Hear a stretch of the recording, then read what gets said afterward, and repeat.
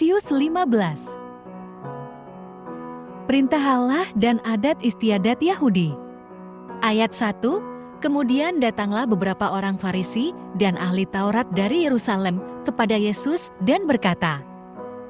Ayat 2, mengapa murid-muridmu melanggar adat istiadat nenek moyang kita? Mereka tidak membasuh tangan sebelum makan. Ayat 3, tetapi jawab Yesus kepada mereka, mengapa kamu pun melanggar perintah Allah demi adat istiadat nenek moyangmu? Ayat 4, sebab Allah berfirman, hormatilah ayahmu dan ibumu, dan lagi, siapa yang mengutuki ayahnya atau ibunya pasti dihukum mati. Ayat 5, tetapi kamu berkata, siapa saja yang berkata kepada bapaknya atau kepada ibunya, segala bantuan yang seharusnya engkau terima dari aku adalah persembahan kepada Allah. Ayat 6, orang itu tidak wajib lagi menghormati bapaknya atau ibunya. Dengan demikian, firman Allah kamu nyatakan tidak berlaku demi adat istiadatmu sendiri. Ayat 7, hai orang-orang munafik, tepatlah nubuat Yesaya tentang kamu. Ayat 8, bangsa ini memuliakan aku dengan bibirnya, padahal hatinya jauh dari aku. Ayat 9, percuma mereka beribadah kepadaku, karena ajaran yang mereka ajarkan kialah perintah manusia. Ayat 10, lalu Yesus memanggil orang banyak dan berkata kepada mereka. Ayat 11, dengar dan perhatikanlah, bukan yang masuk ke dalam mulut yang menajiskan orang, melainkan yang keluar dari mulut, itulah yang menajiskan orang. Ayat 12, kemudian datanglah murid-muridnya dan bertanya kepadanya, tahukah engkau bahwa perkataanmu itu telah membuat orang-orang Farisi sakit hati? Ayat 13, jawab Yesus, setiap tanaman yang tidak ditanam oleh Bapakku yang di surga akan dicabut dengan akar-akarnya. Ayat 14, biarkanlah mereka itu, mereka orang buta yang menuntun orang buta, jika orang buta menuntun orang buta, pasti keduanya jatuh ke dalam lubang. Ayat 15, lalu Petrus berkata kepadanya, jelaskanlah perumpamaan itu kepada kami. Ayat 16, jawab Yesus, apakah kamu juga belum dapat memahaminya? Ayat 17, tidak tahukah kamu bahwa segala sesuatu yang masuk ke dalam mulut turun ke dalam perut lalu dibuang ke jamban? Ayat 18, tetapi apa yang keluar dari mulut berasal dari hati, dan itulah yang menajiskan orang.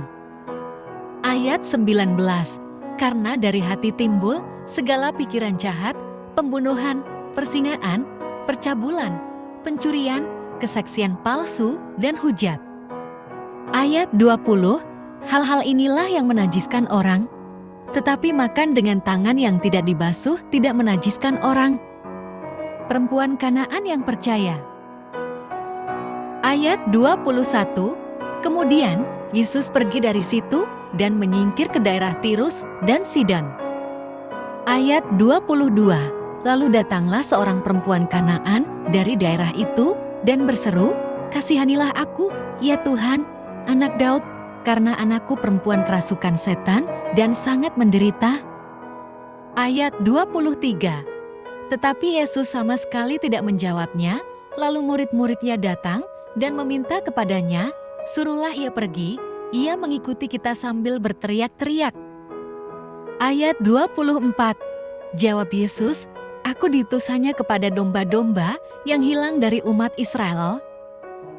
Ayat 25, tetapi perempuan itu mendekat dan menyembah dia sambil berkata, Tuhan, tolonglah aku. Ayat 26, tetapi Yesus menjawab, tidak patut mengambil roti yang disediakan bagi anak-anak dan melemparkannya kepada anjing. Ayat 27, kata perempuan itu, benar Tuhan, namun anjing itu makan remah-remah yang jatuh dari meja tuannya. Ayat 28, lalu Yesus berkata kepadanya, hai ibu, besar imanmu, maka jadilah kepadamu seperti yang kau kehendaki.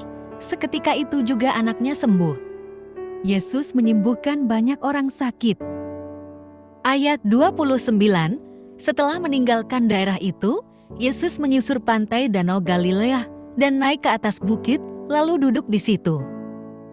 Ayat 30, kemudian orang banyak berbondong-bondong datang kepadanya membawa orang lumpuh, orang buta, orang timpang, orang bisu, dan banyak lagi yang lain.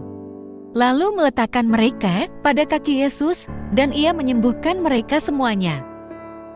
Ayat 31, orang banyak itu pun takjub melihat orang bisu berkata-kata, orang timpang sembuh, orang lumpuh berjalan, orang buta melihat, dan mereka memuliakan Allah Israel. Yesus memberi makan 4.000 orang. Ayat 3, lalu Yesus memanggil murid-muridnya dan berkata, hatiku tergerak oleh belas kasihan kepada orang banyak itu. Sudah 3 hari mereka mengikuti aku dan mereka tidak mempunyai makanan. Aku tidak mau menyuruh mereka pulang dengan lapar, nanti mereka pingsan di jalan.